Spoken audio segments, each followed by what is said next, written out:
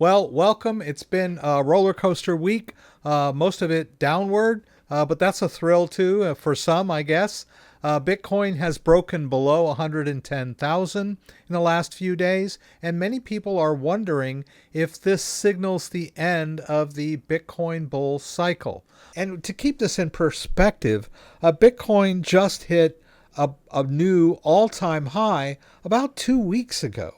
I mean, we're only 2 weeks off our all-time high. So it's basic market behavior for Bitcoin to pull back when it hits all-time highs.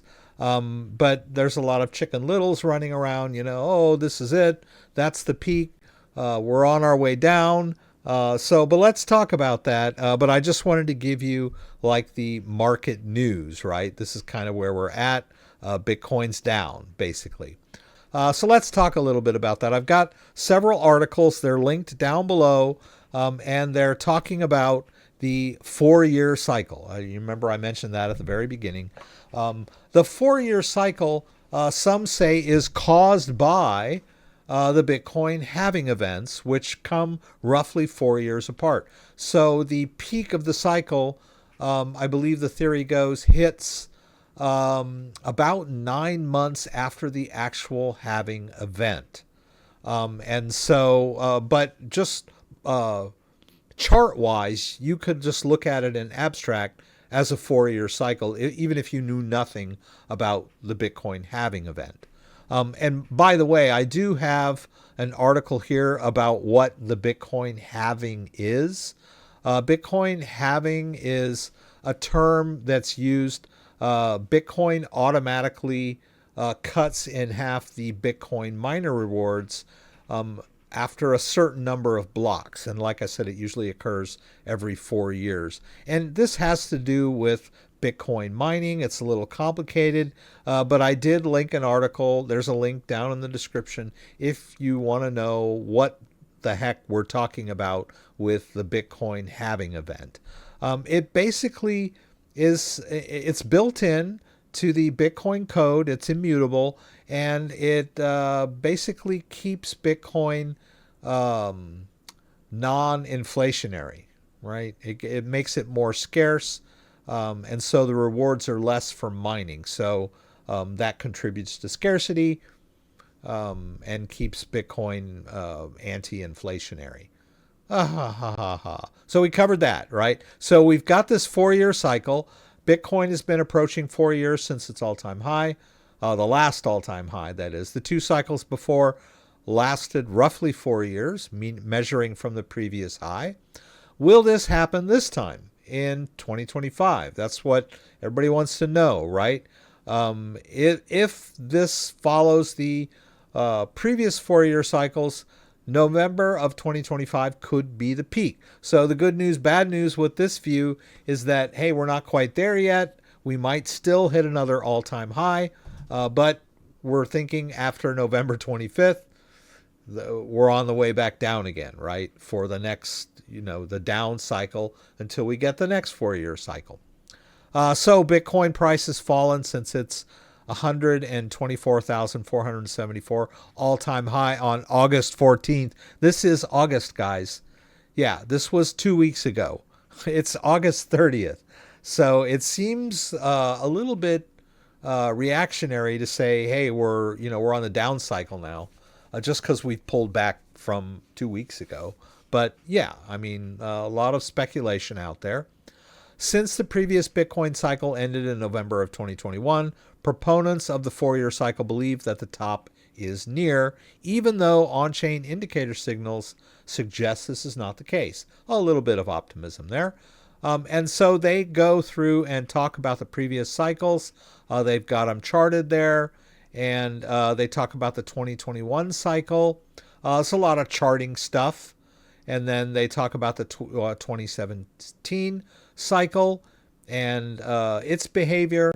And then they just basically talk about the 4-year cycle and how it our current cycle, if it is a cycle, compared to previous cycles. I didn't want to get too deep into this. That's why I link all these articles so you guys can read them in a little more detail. And then at the end it says, alternatively, well, it could just go do away with the 4-year cycles altogether and continue increasing well into 26 and 27. Right. I love these detailed analysis articles, and then at the end the caveat is or not. It's like, okay, all right. And then another article, Bitcoin's bull run nearing the end. Analysts point to October. Okay, so this one's like next month, October.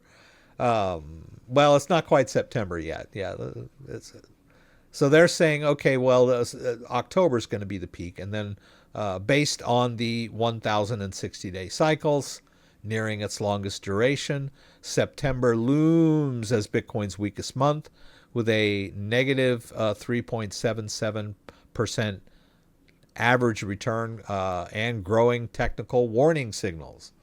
Experts debate cycle timing as sentiment, Fed policy, and macro factors may delay or reshape Bitcoin's top.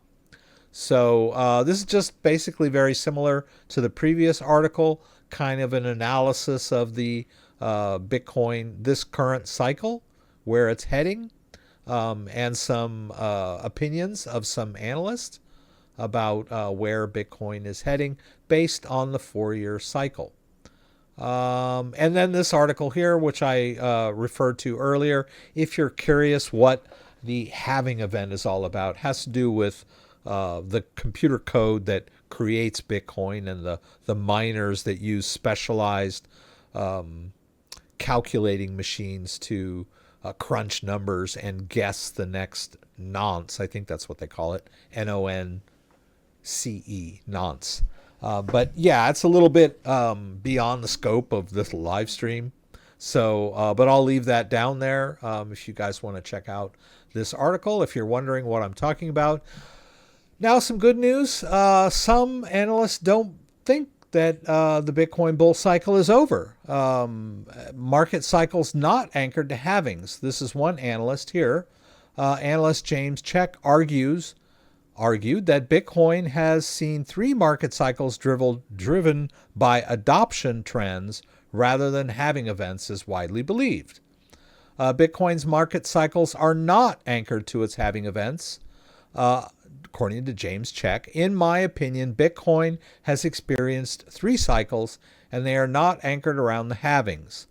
Chek highlighted the 3 previous cycles as an adoption cycle from 2011 to 2018, driven by retail early adoption, and an adolescence cycle from 2018 to 2022, driven by Wild West boom and bust with leverage, and the current maturity cycle from 2022 onward, driven by institutional maturity and stability. I personally have noticed the run-up this cycle, if you want to refer to what's going on now as this cycle or this time around, I've noticed that Bitcoin has behaved a lot more stable than it did in previous cycles. You used to see a huge volatility, but we've seen a lot of Bitcoin staying in a range for months at a time.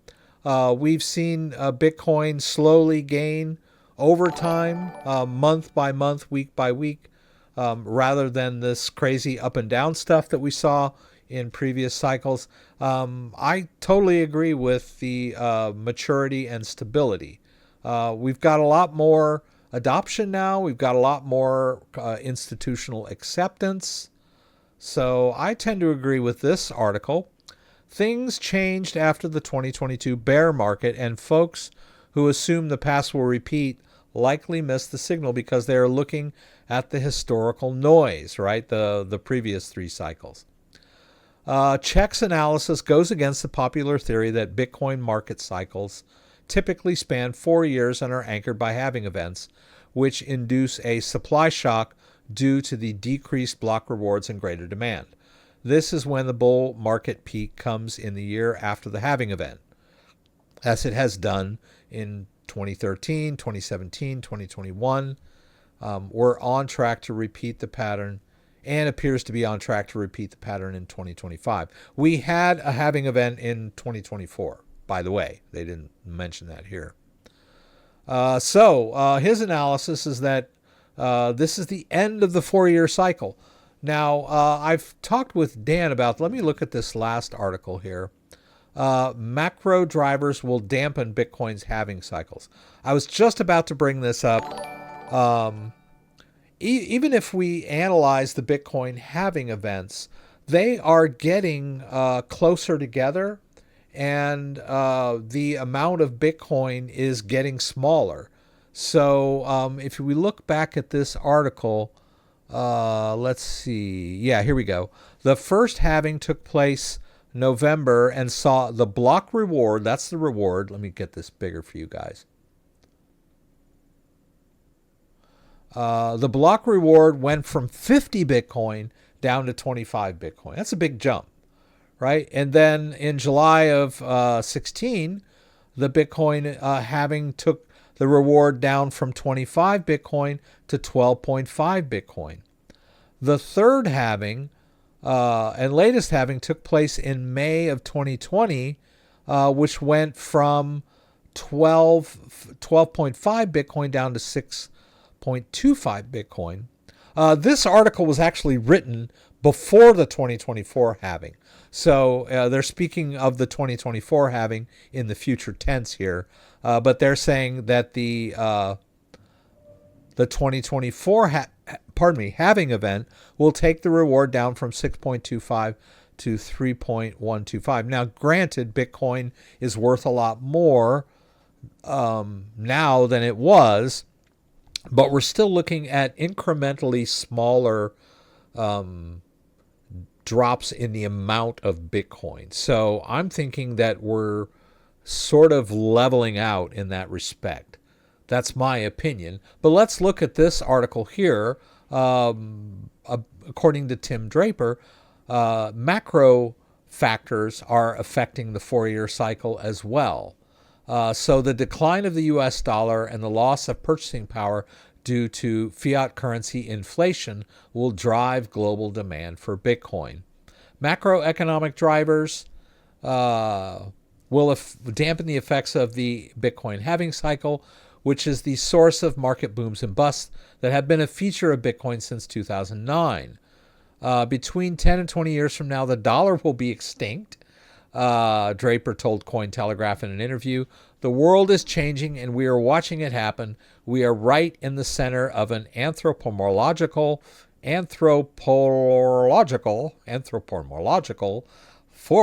leap forward." Draper said investors increasingly view Bitcoin as an escape valve against poor governance, distrust of banking institutions, fiat currency inflation, and geopolitical tensions, which are all driving global adoption of the supply-capped digital currency. Bam! The halvings may have less of an effect on if Bitcoin runs against the dollar the way it has, because it will probably go for a prolonged period. It will still be affected in some way by that 4-year cycle, but I think the effect will dampen, right? Yeah, my take on it is the halving event is leveling off as the Bitcoin reward gets smaller and smaller, even though the price of the Bitcoin is getting higher too, which kind of levels off the leveling.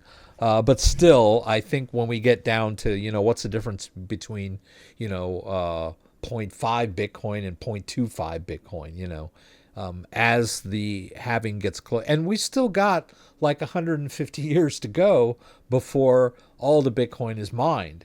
So that's a lot of little halving events, and I think they will get closer together as we get closer to the end too.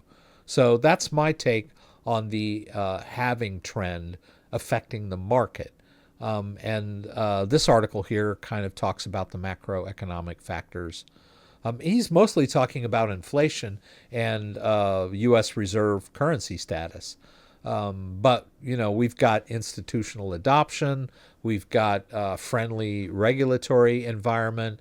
There's a lot of other macro factors that are coming into play in this latest Bitcoin bull run.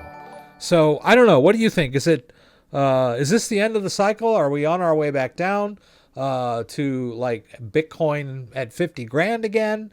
Or are we, still in the upcycle and heading to the moon forever? I don't know. So you guys throw out what you think.